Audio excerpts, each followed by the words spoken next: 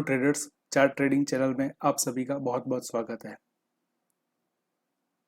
मेरा ये चैनल बनाने का मोटिव यही है कि मैं यहाँ पर इंट्राडे में जो भी लाइव ट्रेड्स करता हूँ वो ट्रेड लेने के पीछे क्या क्या रीज़न होते हैं, कैसे ट्रेड लिया जाता है, एंट्री कहाँ पे ली जाती है, एग्जिट कैसे किया जाता है और ट्रेड जब अपने फेवर में नहीं चलता है तो उसे कैसे मैनेज किया जाए ताकि हमें कम लॉस हो और हम अपने कैपिटल को सेव करते हुए कैपिटल को ग्रो कर सकें।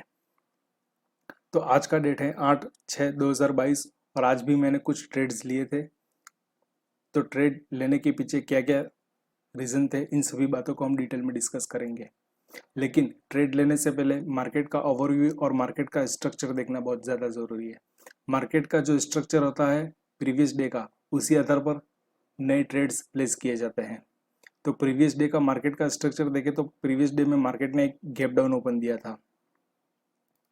यहाँ पे मार्केट ने 35,400 से 35,000 के लेवल तक एक गैप डाउन ओपनिंग दे दिया था। तो यहाँ पे 400 पॉइंट का लगभग गैप डाउन ओपन हुआ। तो 400 पॉइंट का फॉल के बाद एक छोटा सा रिट्रेसमेंट आने की प्रोबेबिलिटी बहुत ज़्यादा थी। तो मार्केट ने यहाँ से यहाँ तक फॉल किया और इफेक्टिव रिट्रेसमेंट आया।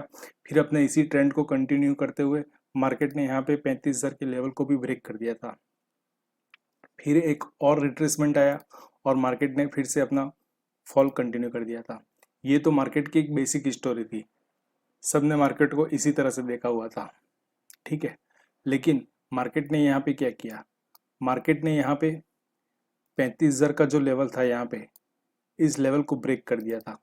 तो 35,000 के लेवल के ब्रेक होने के बाद यहाँ पे 300-400 पॉइंट का फॉल आने का एक्सपेक्टेशन रहता है जनरली, लेकिन मार्केट ने ऐसा नहीं किया। मार्केट यहाँ पे साइडवेज हो गया। इस चीज को बहुत कम लोग जान पाते हैं और देख पाते हैं। अभी ये मैं जैसे ड्रॉ करूंगा आपको पता चल जाएगा कि हाँ मार्केट ने यहाँ पे साइडवेज किया था। लेकिन ये ड्रॉ करने से पहले सभी लोग इसको देख रहे थे कि मार्केट कंटिन्यूस फॉल कर रहा है और मार्केट एक बेरिश ट्रेंड में है, लेकिन एक्चुअल में मार्केट यहाँ पे अपना एक बेस बना रहा था। इस बात को ध्यान में रखना बहुत ज्यादा जरूरी होता है। ये तो एक बेसिक स्टोरी थी प्रीवियस डे की।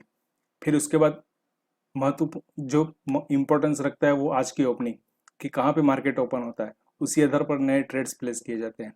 तो आज मार्केट ने एक गैप अप ओपन दिया। यहाँ पे मार्केट इसी पिवट पॉइंट के पास 35,200 के लेवल पे ओपन हुआ था, ठीक है। ओपन होते ही मार्केट ने एक बेरिशनेस शो किया, क्योंकि मार्केट का ये जो पिवट पॉइंट था, ये जो एरिया था, इस एरिया में मार्केट को रेजिस्टेंस फेस किया और मार्केट ने यहाँ से एक फॉल किया था। यहाँ पे मार्केट का ये यहाँ से लेके 300 पॉइंट का अपसाइड का मूव था, इसलिए एक छोटा रिट्रेसमेंट आने की पॉसिबिलिटी ज़्यादा थी। तो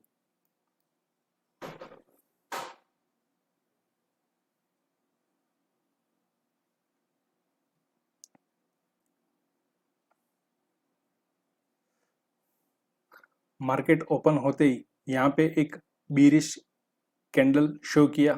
उसके बाद एक पुल बैक आ रहा था। यहीं पे मैंने अपना फर्स्ट ट्रेड प्लेस किया था, क्योंकि यहाँ पे पुल बैक आने की प्रोबेबिलिटी ज़्यादा थी। यहाँ से 100 से 200 पॉइंट का मूव एक्सपेक्ट, 200 पॉइंट का जो बीरिश ट्रेंड है ऐसा एक्सपेक्टेशन था। तो इसी हिसाब से मैंने यहाँ पे ऑर्डर बुक में देख लें अगर आज के, तो 9:17 पे जब मार्केट ओपन हुआ उसी टाइम पे मैंने एक ऑर्डर प्लेस कर दिया था। 35,000 के पुट्स बाई किए थे 249 के भाव पे, और उसी 35,000 के पुट को मैंने 264 के भाव पे निकाल दिया था। यहाँ पे 300-400 पॉइंट का प्रॉफिट मुझे हो रहा था, लेकिन मैंने बहुत जल्दी इसको निकाल दिया, क्योंकि मार्केट को यहाँ पे ये जो एरिया था यहाँ पे थोड़ा सपोर्ट मिल रहा था। तो मैं चाहता था कि मार्केट यहाँ पे फॉल कर दे कंटिन्यूसली, एकदम झटके से 200 पॉइंट का मूव मिल जाए, लेकिन मार्केट यहाँ पे रुक गया और एक बुलिश बिहेवियर शो करने लगा। तो इसी एरिया में, ये जो एरिया है यहीं पे मैंने अपनी पोजीशन को स्क्वायर अप कर दिया था, ये इस एरिया में, ठीक है। तो ये ट्रेड मैंने इसी 300-400 पॉइंट के प्रॉफिट में इसको बुक कर दिया था। फिर मैं वेट कर रहा था कि मार्केट एक बुलिश बिहेवियर दिखाए तो मैं कॉल को बाई करूं, क्योंकि ये जो एरिया है ये मार्केट का बेस था, यहाँ से ये अगर ड्रॉ करें तो ये मार्केट का बेस था। तो मार्केट जब इस एरिया में आया तो यहाँ आते ही मार्केट ने एक बुलिश बिहेवियर शो किया। जब मार्केट यहाँ पे आया, यहाँ से एकदम से ये ग्रीन कैंडल बना, फिर वापस रिट्रेसमेंट आया, फिर एक डोजी कैंडल बन गया ऐसे, ठीक है। डोजी कैंडल बनाने के बाद मार्केट ने फिर से एक बुलिश बिहेवियर बताया और अपने इस ट्रेंड को कंटिन्यू रखा है। उसकी प्रोबेबिलिटी यहाँ पे बहुत ज़्यादा थी। तो यहाँ पे मैंने 35,100 का जो कॉल था उसको 263 के भाव पे बाई किया था। और जब मार्केट अपने प्रीवियस पिवट पॉइंट, ये जो एरिया था, ये जो एरिया मेरा टारगेट था, इसी एरिया के टारगेट से पहले मैंने यहाँ पे 10:40 का ये जो कैंडल है, इसी कैंडल पे मैंने अपनी पोजीशन को क्लोज कर दिया था।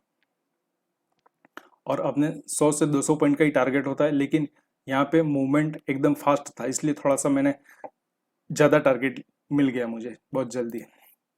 तो इसी तरह से मेरा आज का जो ट्रेड्स है वो क्लोज हो गए थे। और ये ट्रेड लेने के पीछे रीज़न यही थे। सबसे पहला रीज़न ये था कि मार्केट यहाँ पे बेस बना रहा था। दूसरा, मार्केट का ये जो सेंटीमेंट है, ये जो बुलिश सेंटीमेंट है, ये वाला, इस आधार पर ट्रेड लिया था। और तीसरा रीज़न 35,000 का लेवल, ये जो 35,000 का लेवल है उसको मार्केट ने ब्रेकआउट दे दिया था। इन्हीं रीज़न के कारण मैंने एक बाइंग का पोजीशन बनाया था और अपने प्रॉफिट को 3,500 रुपये के जो प्रॉफिट है उसको यहाँ पे बुक कर लिया था। ये चार्ट को भी अब रिफ्रेश कर लेते हैं इधर, ठीक है। चार्ट रिफ्रेश हो गया, 3500 का प्रॉफिट यहाँ पे दिख रहा है आपको।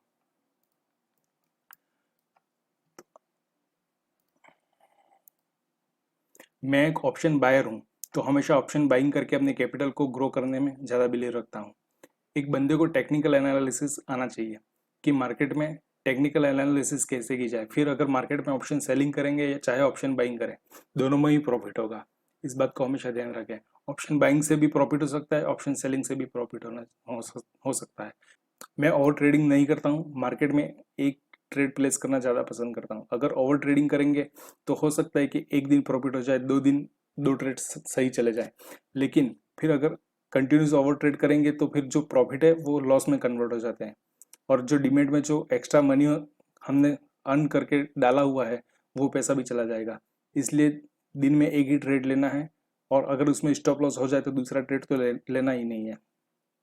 अगर यहाँ पे होल्ड किया होता कि ना, ये इस बुलिश बिहेवियर के आधार पे होल्ड किया था कि मार्केट और ऊपर जाएगा, मार्केट ऐसे ये अब गया, फिर रिट्रेसमेंट, और फिर ऐसे ऊपर चला जाएगा। अगर इस बिहेवियर की ऐसी धारणा बनाई होती और ये बिहेवियर, अगर ये साइकोलॉजी अगर माइंड में रखी होती, तो ये पूरा जो प्रॉफिट था वो लॉस में कन्वर्ट हो जाता। इसलिए 100-200 पॉइंट का ही टारगेट और 100-200 पॉइंट का ही स्टॉप लॉस रखना सही रहता है। इसी आधार पर ट्रेड किया जाता है। ये वीडियो का लॉजिक और कंटेंट आपको अच्छा लगे तो लाइक, शेयर और सब्सक्राइब जरूर करें, ताकि मुझे मोटिवेशन मिले और आने वाले दिनों में मैं इसी प्रकार के वीडियो बनाता रहूं। ये वीडियो देखने के लिए आप सभी का बहुत बहुत धन्यवाद।